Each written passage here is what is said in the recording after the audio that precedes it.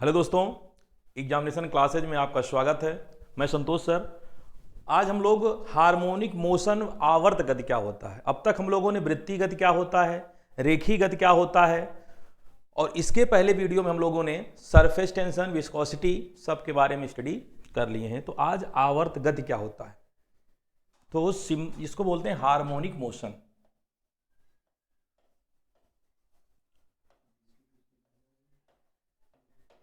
Harmonic motion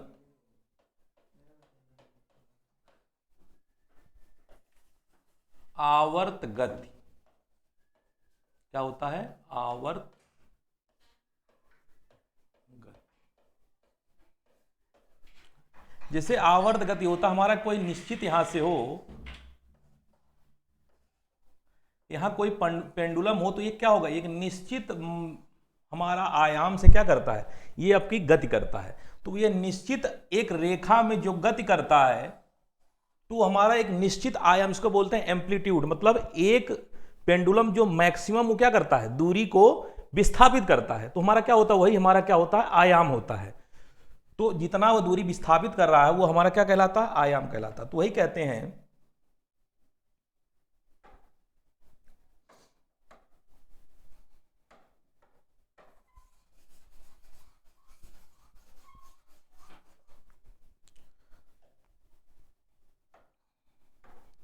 अब देखते हैं कि हार्मोनिक मोशन होता क्या है। हार्मोनिक मोशन जो है, यदि कोई वस्तु एक सरल रेखा में गति करती है, यदि कोई वस्तु एक सरल रेखा में अपने माध्य स्थित से इधर उधर गति करती है, वही हमारा क्या कहलाता है, सरल आवर्त गति कहलाता है। यदि कोई वस्तु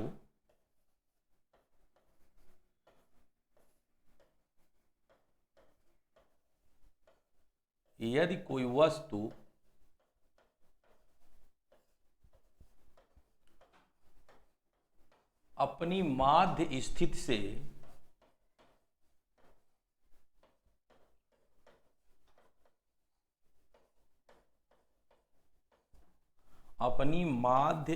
से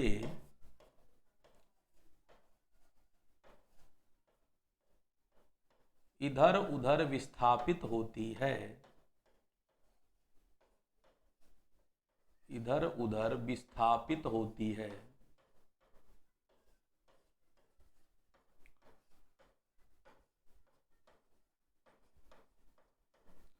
सरल आवर्त गति कहलाती है।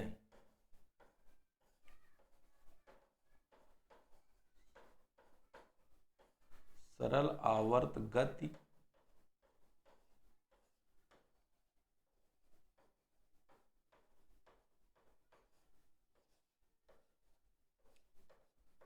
कहलाती है। कि मतलब यदि कोई वस्तु सरल रेखा में, सॉरी यहां लिख लें, सरल रेखा में वस्तु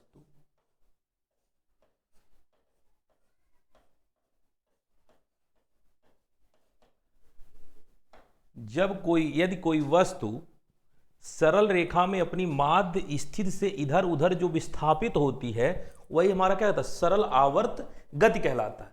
सरल आवर्त गति में क्या होता है, जो हमारा त्वरण के कारण क्या होता है, जो आयाम होता है, त्वरण के कारण जो हमारा आयाम होता है, जो विस्थापित होता है, उसके क्या होता है, समानुपाती होता है। क्या होता है, समानुपाती होता है। तो इसमें आपको समझा दिया गया कि यदि कोई वस्तु सरल रेखा में अपनी माध्य स्थिति से, अपने मीन पोजीशन से जो इधर उधर वह गति करता है, जो हम लोग पहले हमारी घड़ी में पेंडुलम होता था, जब वह 12 बजा तो क्या करता था, वो घड़ी को इधर उधर एक क्या होता, पेंडुलम बजती थी, तो वहां से ज्यादा एक निश्चित आयाम के बाद वो क्या वापस आता था, फिर वो अपोजिट डायरेक्शन में, तो उसकी एक निश्चित जो चक्र पूरा करता था, वो हमारा क्या होता, मैग्नेट एम्पलीट्यूड या आयाम कहलाता है। ठीक है, तो वही उसका इधर और उधर विस्थापित होने की प्रक्रिया जो होती है, वही कहलाता है आवर्त गति। तो आवर्त गति में कोई सस्पेंस अब नहीं होगा। अब बात यहीं पे आती है कि आवर्त काल क्या होता है। क्या होता है आवर्त काल।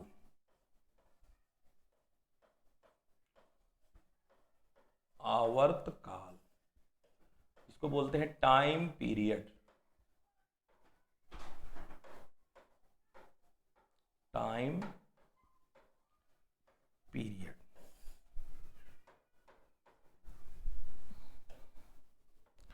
अब देखिए आवर्त काल तो कह रहा कि एक चक्र पूर्ण करने में, मतलब कम जो एक दोलन उसको पूरा करने में, जैसे एक अपने मास, जैसे हम समझाते हैं आपको एग्जांपल के रूप में, जैसे हमारा ये मेन पोजीशन था, तो एक यहां तक गया, फिर ये वापस यहां तक गया, तो इसको एक कंपन को पूरा करने में जो टाइम लगता है, जैसे हमारे मेन पोजीशन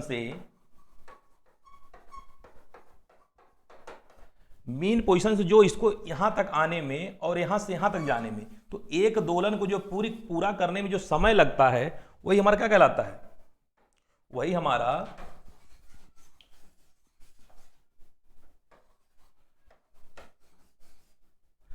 हमारा क्या कहलाएगा, आवर्त काल कहलाता है। तो एक दोलन पूरा करने में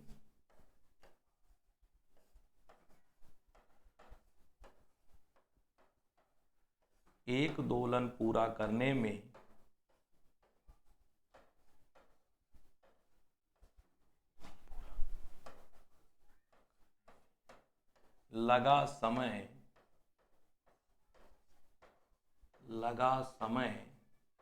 क्या कहलाता है, आवर्त काल कहलाता है।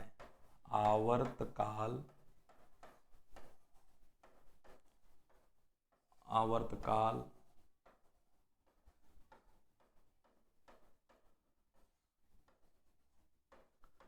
कहलाता है। इसे हम टी से रिप्रेजेंट करते हैं, किसे, इसे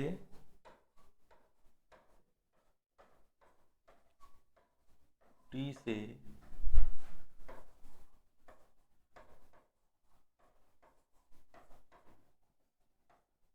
प्रदर्शित करते हैं। इसे टी से क्या करते हैं, प्रदर्शित करते हैं।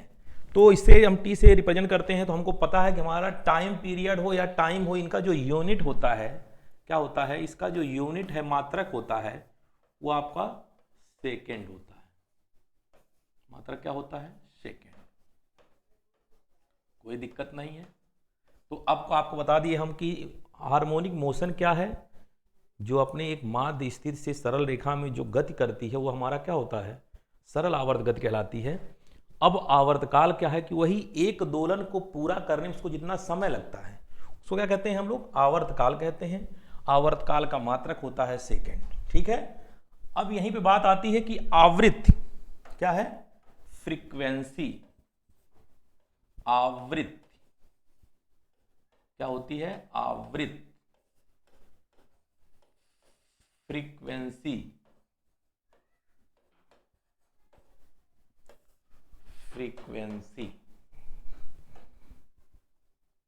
चलिए फ्रीक्वेंसी देखते हैं। फ्रीक्वेंसी क्या है, कि कंपन करने वाली वस्तु का, जो हमारी कंपन करने वाली वस्तु है, एक सेकंड में किए गए कंपनों की संख्या को क्या फ्रीक्वेंसी कहते हैं। तो कंपन करने वाली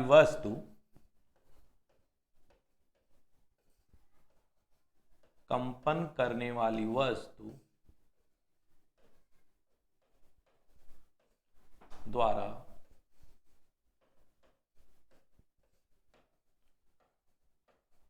एक सेकंड में किए गए कंपनों की संख्या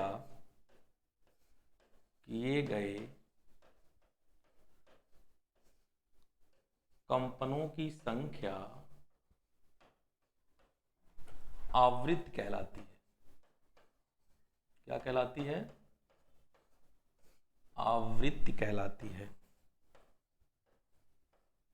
बहुत बार पेपर में पूछता है, और कंफ्यूज नहीं होना है, ये हमारा वेरी वेरी इंपॉर्टेंट भी है। तो कंपन करने वाली वस्तु द्वारा एक सेकंड में किए गए कंपनों की संख्या है, जो हमारा वही क्या है, आवृत्ति है। इसे हम लोग n से दिखाते हैं। n बराबर होता है 1/t। क्या होता है, n बराबर 1/t। या इसी का यूनिट जो होता है, मात्रक,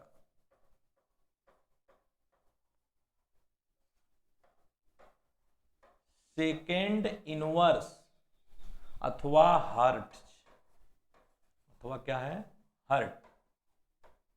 पूछता है कि आवृत्ति का मात्रक क्या होता है, तो आवृत्ति का मात्रक आप लोग बताएंगे कि आवृत्ति का मात्रक जो हमारा होता है, क्या होता है, सेकेंड इनवर्स या हर्ट्ज होता है।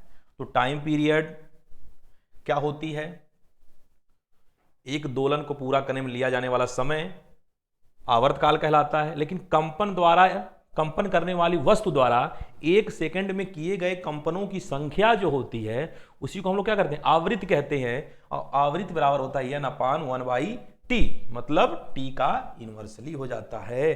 तो मात्रक इसका सेकंड इनवर्स और इसका हर्ट्ज भी होता है। एक चीज हम लोग देखे थे इसके पहले, जिसमें हम कोणीय वेग पढ़े थे, जब कोणीय वेग जब पढ़े थे उसमें बताए थे कि ओमेगा बराबर 2πn, और इसी को हम लोग लिखे थे कि ओमेगा बराबर 2π/t।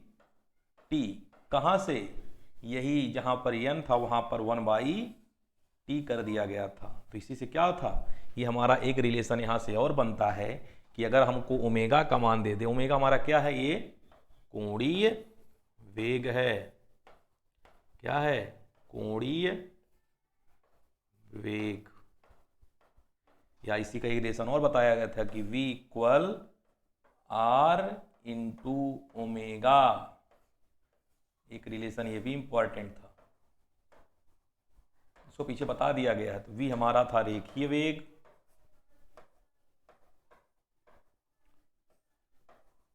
रेखीय वेग, ये हमारा त्रिज्या,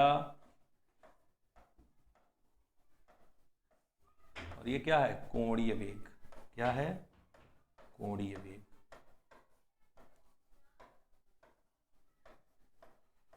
तो ये भी आपको दिमाग में सेटअप कर लेना है, वेरी इंपॉर्टेंट है कि क्या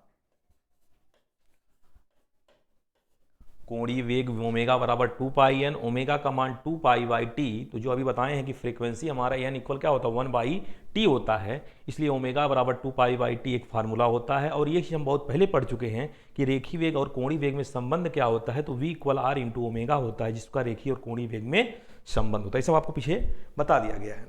अब आता है हमारा सिंपल पेंडुलम। क्या है, सिंपल पेंडुलम।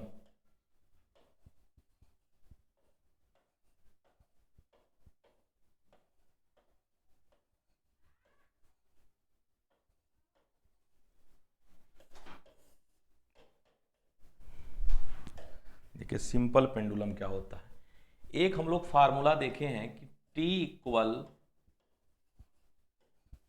2π√L/g।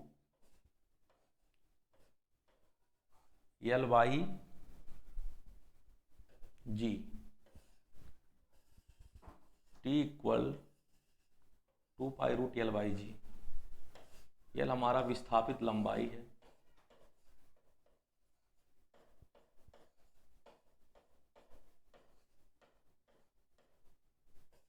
गुरुत्वीय त्वरण है,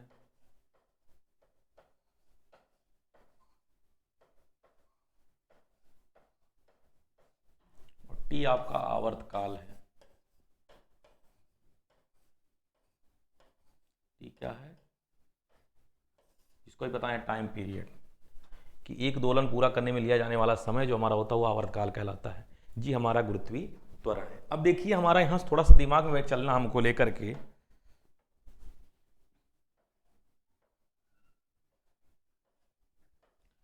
कि t प्रोपोर्शनल है L के। अगर t का मान बढ़ता है तो L का मान भी बढ़ेगा। यदि t का मान बढ़ता है, अगर आवर्तकाल का मान बढ़ता है, तो g का मान घटेगा। t हमारा क्या है, आवर्तकाल, और g आपको वहां लिख दिया हूं। और t का मान जो होता है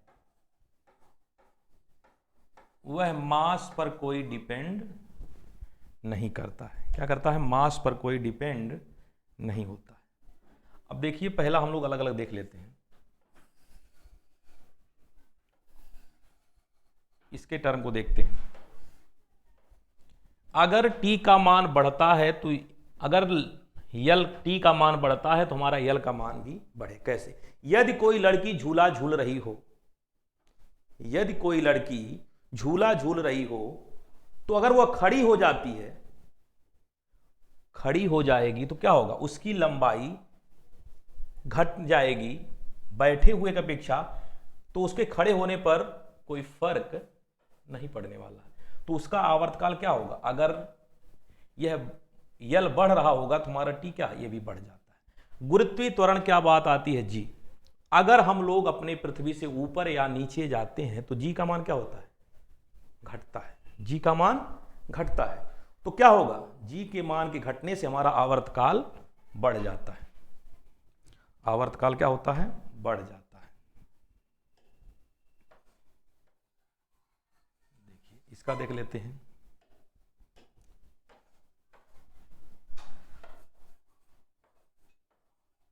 पृथ्वी से ऊपर या नीचे जाने पर, पीछे बताए हैं हम इसको कि ऊपर, पृथ्वी से ऊपर या नीचे जाने पर जी का मान, जी का मान घटता है, अतः टी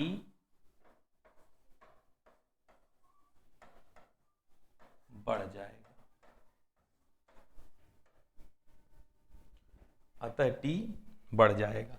मतलब अगर जी का मान हम लोग घटा रहे हैं, घट रहा है, तो हमेशा टी का मान बढ़ेगा। यल का मान अगर बढ़ रहा होगा तो टी का मान भी बढ़ेगा, लेकिन T by is equal not यम लिखा हुआ है। तो क्या करता है, द्रव्यमान पर फर्क नहीं पड़ता है, झूले पर एक लोग बैठे या दो लोग बैठ जाएं, उसके मास पर यह डिपेंड नहीं करता है। इसलिए हमारा क्या होता है, आवर्तकाल उसके द्रव्यमान से कोई फर्क नहीं पड़ता। पूछ लेता है कि अगर झूले पर एक से अधिक लोग बैठ जाएं तो आवर्तकाल पर क्या फर्क पड़ेगा, तो आवर्तकाल पे कोई फर्क नहीं पड़ता है, कोई फर्क नहीं, क्योंकि उसमें द्रव्यमान के ऊपर डिपेंड नहीं करता है। तो इसलिए आपको झूले पर एक से दो, एक या दो लोग से अधिक बैठने पर भी कोई फर्क झूले के आवर्तकाल पर नहीं पड़ेगा। तो हम लोग इसको अच्छे से देख लें कि सिंपल पेंडुलम क्या है क्या नहीं है, उसके बारे में क्या क्या फर्क दिखाया जा रहा है, इसको हम लोग देख लेंगे।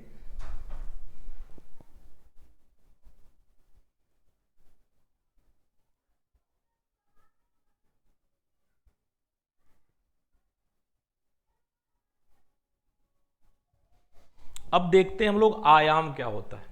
क्या है आयाम, एम्पलीट्यूड, आयाम,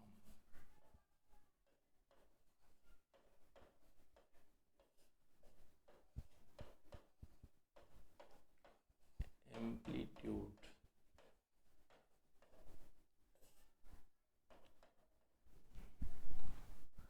अभी बताए हैं कि जब हमारा जो पेंडुलम है जितना अधिक विस्थापित होता है, मतलब कंपन करता हुआ पिंड अपनी माध्य स्थिति से अधिकतम जो विस्थापित होता है, वही हमारा क्या कहलाता है, एम्पलीट्यूड कहलाता है। तो लिखें कंपन करता हुआ पिंड,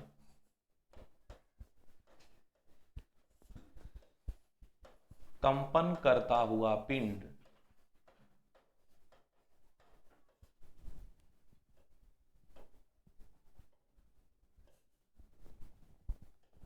कंपन करता हुआ पिंड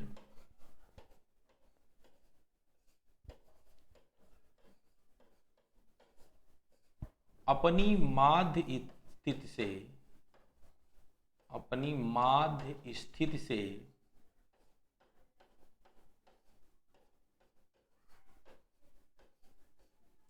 जितनी अधिक विस्थापित होता है, जितनी अधिक, जितनी अधिक विस्थापित होता है,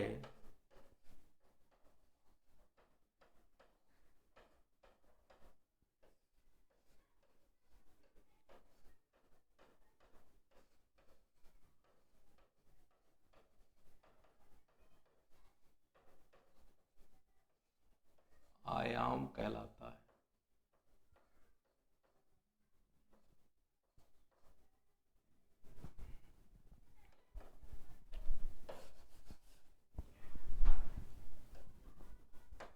आयाम कहलाता है।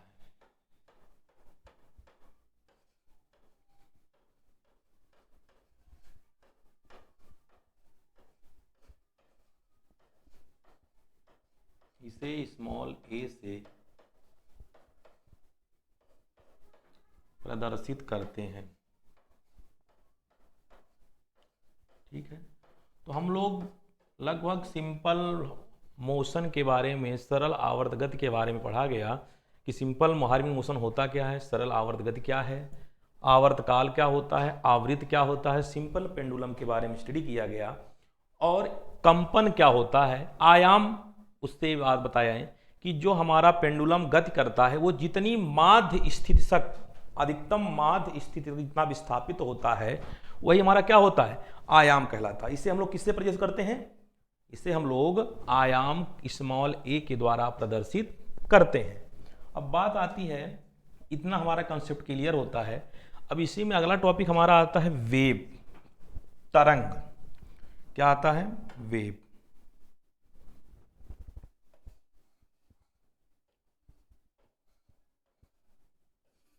वेव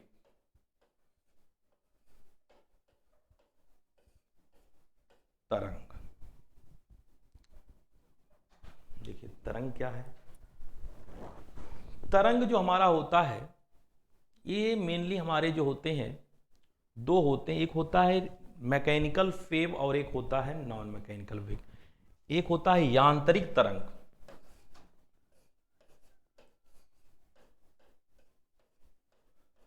यांत्रिक तरंग,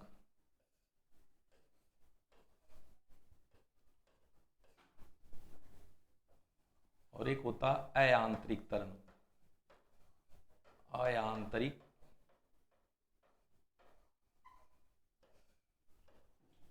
तरंग। इसको बोलते हैं नॉन मैकेनिकल वेव,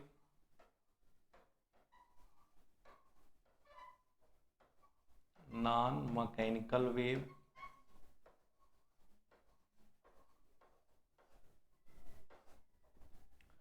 और ये होता है मैकेनिकल वेव।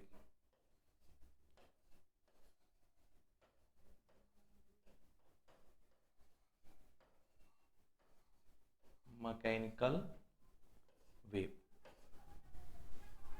मैकेनिकल वेव और non mechanical wave. Mechanical wave जो हमारा है ये दो प्रकार से हो जाते हैं।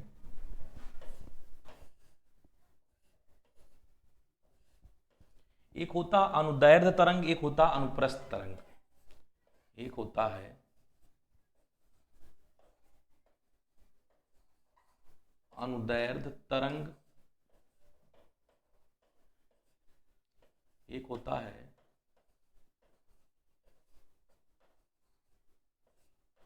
अनुप्रस्थ तरंग। तो दो तरंगे होती हैं, एक होता है हमारा अनुप्रस्थ और एक होता है अनुदैर्ध्य, जिसको बोलते हैं लॉन्गिट्यूडनल वेव्स और ट्रांसवर्स वेव। इसको बोलते हैं लॉन्गिट्यूडनल वेव,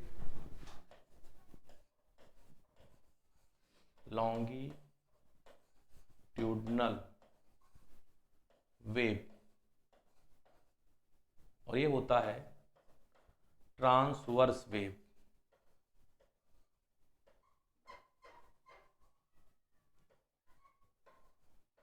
ट्रांसवर्स वेव। तो वेव्स हमारे दो प्रकार के हुए, एक होता है मैकेनिकल वेव जिसको बोलते हैं यांत्रिक तरंग, दूसरा होता है अयांत्रिक तरंग इसको बोलते हैं नॉन मैकेनिकल वेव। और यांत्रिक तरंग भी हमारा दो प्रकार से होता है, लॉन्गिट्यूडनल वेव्स और अनुप्रस्थ वेव। तो लॉन्गिट्यूडनल वेव हमारा क्या है, जब तरंग की दिशा, जब तरंग की दिशा, जब तरंग की दिशा माध्यमों के क्या होती है, माध्यमों के समांतर गति करती है, माध्यमों के समांतर गति करती है, तो हमारा क्या होता है, वो अनुदैर्ध्य तरंग होता है। और अनुप्रस्थ तरंग जब होता है वो माध्यमों के क्या करती है, परपेंडिकुलर लंबवत गति करती है, तो हमारा अनुप्रस्थ तरंग होता है। तो अनुदैर्ध्य तरंग का एग्जाम्पल ध्वनि तरंगे होती हैं। और अनुप्रस्थ तरंग में हम लोग पानी में पत्थर फेंकें, उसमें जो तरंगे होती हैं वो हमारी क्या होती है, अनुप्रस्थ तरंगे होती हैं। क्या होती हैं, अनुप्रस्थ तरंगे होती हैं। तो इन तरंगों के बारे में हम लोग डिस्कस कल करेंगे नेक्स्ट वीडियो में। तो हमारा आज का आपका वीडियो इतना ही रहेगा। उम्मीद करते हैं कि आपको ये सब समझ में अच्छे से आया होगा। अगर आपको वीडियो हमारा अच्छा लगा हो तो लाइक करें, सब्सक्राइब करें, अपने दोस्तों में शेयर करें। Okay, thank you class.